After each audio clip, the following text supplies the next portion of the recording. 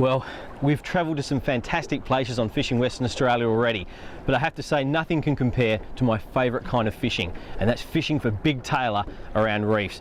There's nothing like it because, well, it's going to be a bit rock and roll out here today because we're fishing right in the breakers. And please, if you're not experienced in a boat, don't try and do this yourself, because I've done this maybe 150 times and I've been up on the reef a few times myself. So we're going to show it to you. Hopefully there's some big tailor around, and if this happens, boy, you've never seen anything like this. So let's get stuck into them right away.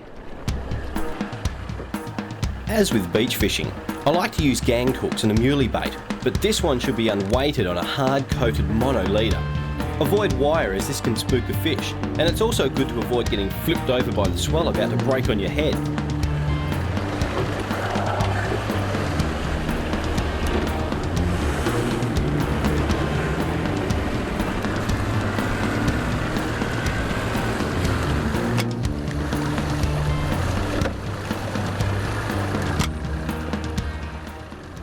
You need to get that bait right into the foam where the tailor hide, waiting for prey to wander past. And that's why you don't use a sinker. It's just going to snag you straight up on that reef.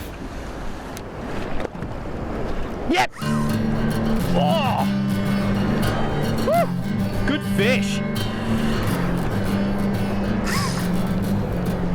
Whoa! Good tailor! Gee! That caught me by surprise! Whoa, get away from those rocks! Boat and fish. He hit like a steam train out of nowhere. And with all this reef around, I don't know how we're gonna go. Might just, whoa! Here comes a wave, here comes a wave! Oh, come on, get away from that, get away from that! Whoa! Woo! I'm gonna have to try and drive and fish here. It's not recommended, but might have to do it anyway. Oh, this is nerve-wracking stuff. He's off again, but at least he's going into cleaner water now. I'm gonna back the boat up just a little bit to try and get him away from the reef and convince him that there's no rocks over here. And there's no rocks over here, fish. This is the place you want to come. It's no fun over there in the reef. And I don't think he agrees with me.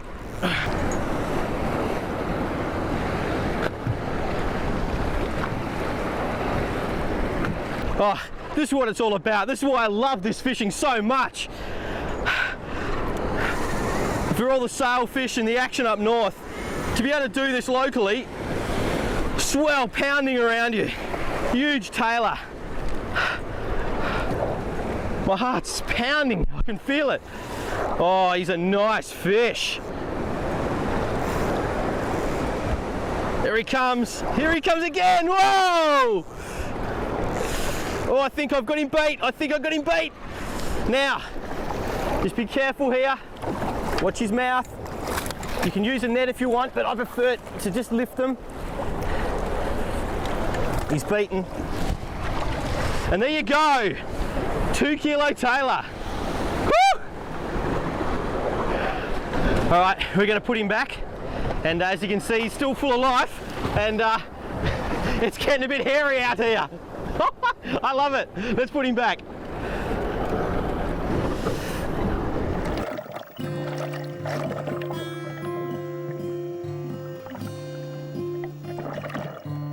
The sun's come out a little bit, but I still suspect they're sitting underneath the line of foam and air. There's lots of air bubbles on the surface from the wave action. This is getting pretty hardcore here now. We'll be right.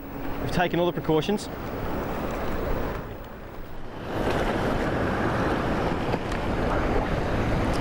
Now that was bad timing. I wasn't watching the waves, and what happened was I dropped it right in front of the swell, picked up my muley and tumbled it out into the middle of no man's land. So I'll be surprised if I hook anything this time. So that foamy area over there, this time of day, that's where they're likely to be headed.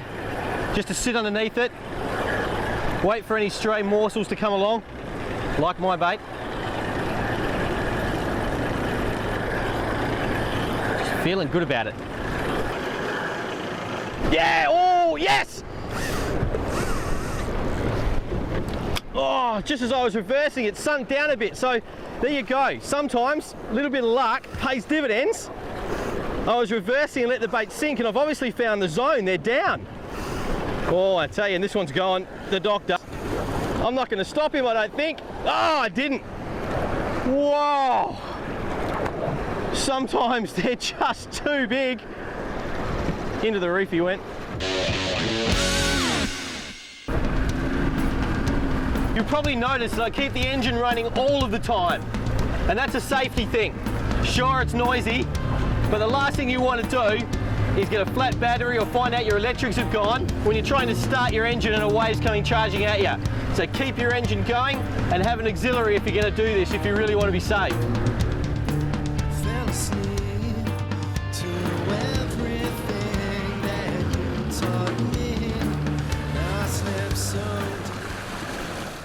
Now today I'm trying something a bit different.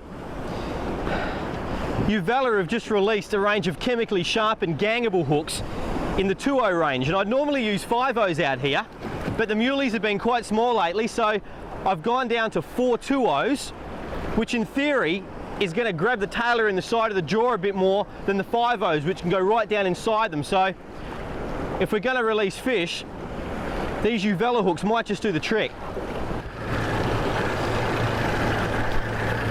I'm getting that right over into the foam. It's about 7:30 in the morning and the tailor will be going down. As the sun comes up, the tailor go down. And this is the time you're going to lose more rigs. That's worth it.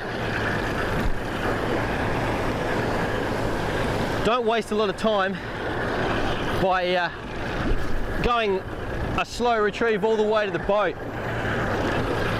Once you've got it about 10 metres past the foam, you can just about scoot it back in and have another crack before you drift out of the casting zone. That way you get 2 or 3 casts every trip in, and I'm getting a bite. Yep! Oh, geez, that came out of nowhere again. Oh, it's not a bad fish either, I think. Whoa, now, this is another benefit of pointing your back to the reef. The wind is pushing me not only to safety, but away from the reef. So the fish is going to have no chance of putting me under. The only way I'm going to lose this one is if I do something silly, like lock the drag up or panic. No need to panic. He's feeling fairly weighty, this fish. Now this were a good balanced outfit with your drag set perfectly. See, he's taking line, I'm letting him take line. Don't lock up, clamp your hand on the spool or do silly things like that. Use the rod. When he tries to run, just drop your rod tip with him, just like that. See, he's not getting any line, but he's tiring himself.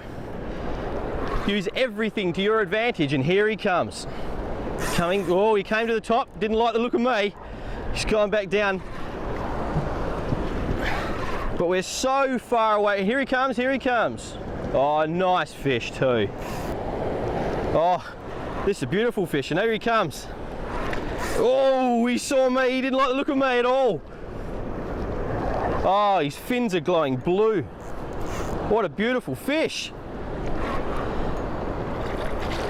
Oh, that's fantastic. Okay, fella, here he comes. Now he's beaten here, you can net him, but I like to just use my hands, keep hands away from his mouth, and just tail him in. He's having a go at me there. Probably better for a net in this situation. Now, this is a big winter greenback. And look at the choppers on this chopper. You put your finger in there, he's likely to have a go. He may look like he's being all passive, but if I put my finger anywhere near that mouth, he's going to chop it to the bone, so I'm going to keep it well clear. And these smaller hooks have really done the trick. Crush the barbs a little bit, and they come straight out like that, ready to release him.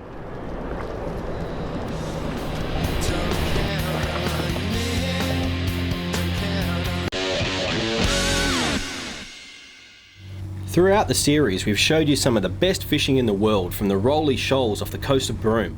Although to date you've just seen one or two fish species at a time, the real story of the week we spent there was the sheer mayhem of five-way hookups and not knowing what you had at the end of your line. So for one final time, let's check out just 2 days of rolly shoals madness through the eyes of this poor lure.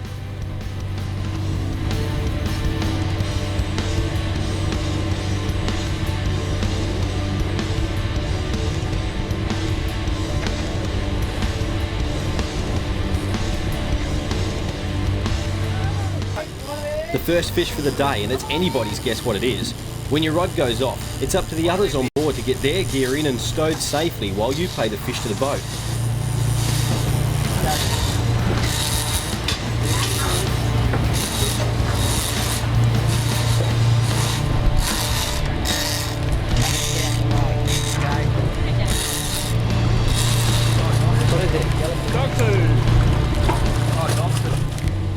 Not surprisingly, it was a tuna, but a red dogtooth, which are one of the meanest fish in the sea. The rollies is one of the few places these fish are still common. So that lure didn't take long to work. Now this is a dogtooth tuna, and you can tell because of the teeth. Have a look at them. While we've been running garfish baits, Trav here's been running a deep diving minnow right at the back of the boat, and the doggies come out to play. We'll get him back in the water.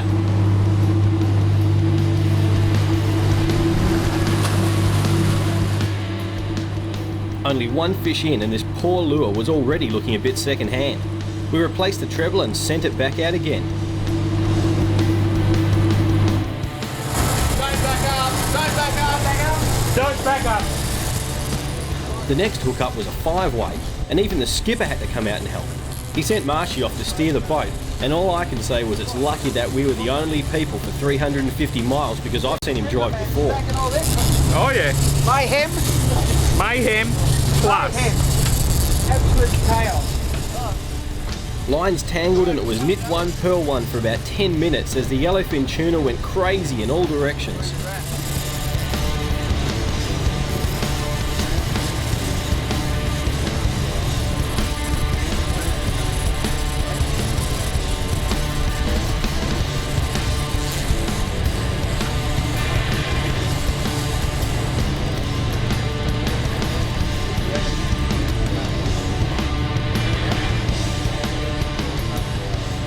It looked like those two were hatching some sort of plan, but we couldn't worry about that. The only thing more chaotic than a five-way hookup was when the fish started coming to the boat all at once.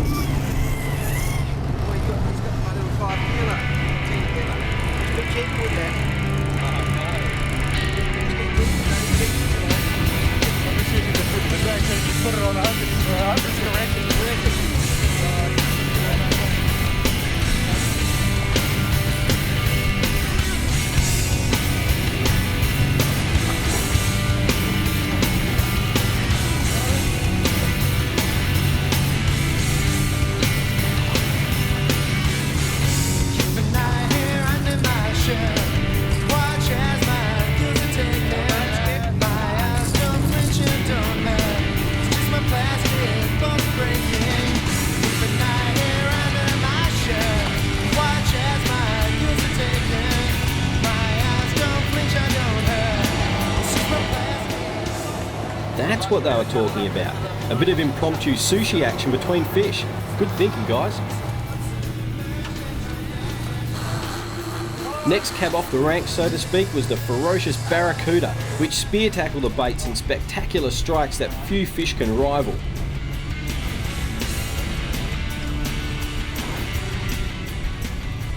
Watch out, Marshy. These things have teeth, and it looks like Trav is going to leave this one to you.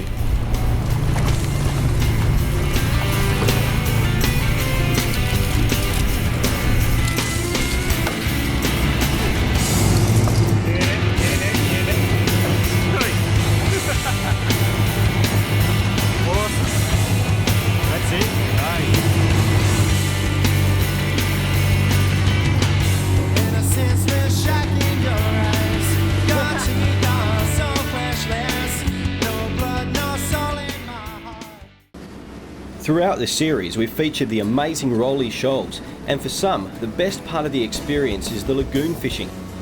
Broom fishing and dive charters tow a couple of tenders out behind the mothership, and these are used to get right into some great fishing water.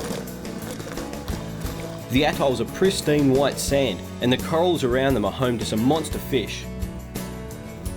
Before we had a chance to get our lures into the water, Richard on the other boat was hooked into a massive giant trevally that took him 500 metres through the corals before being able to subdue it at the boat.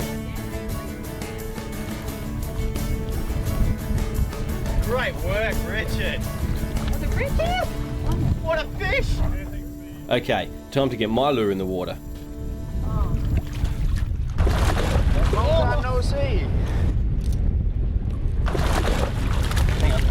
Look at that, the world's biggest garfish. Not really, that's a long tom. And they're quite a predator compared to the garfish you'll find back in Perth. Look at the fangs on that. And that's a pretty big one too, so we'll pop him back to go and eat some bait fish, which I'm sure that was on his mind. Here we go. I'll keep my fingers away from those jaws. And he's off. Look at the water. Stunning. The best way to fish the lagoon is to cast and troll popper lures around the bommies. Fish here are extreme predators and are rarely fussy, but the bright colours make them irresistible like a kebab after a hard night on the town to you and me. Coral trout to 15 kilos, huge trevally and many more live in only a couple of metres of water, but we were going to try and nail the toughest of all, the red bass. Yeah! Red bass! Summer red bass! Oh! Get into it. That's right up.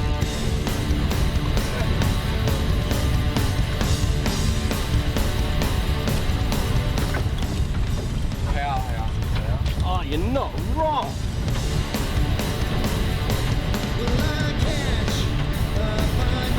What on earth is this? Red bass! Look at that!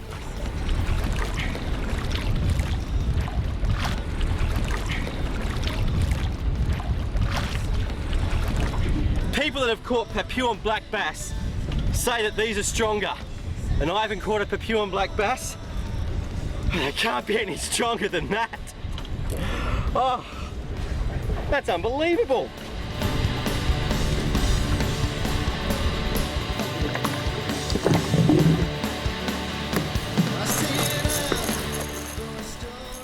We fished all day and the fish just kept on coming one after another, and the only thing that could drag us back to the boat was when someone turned the lights out.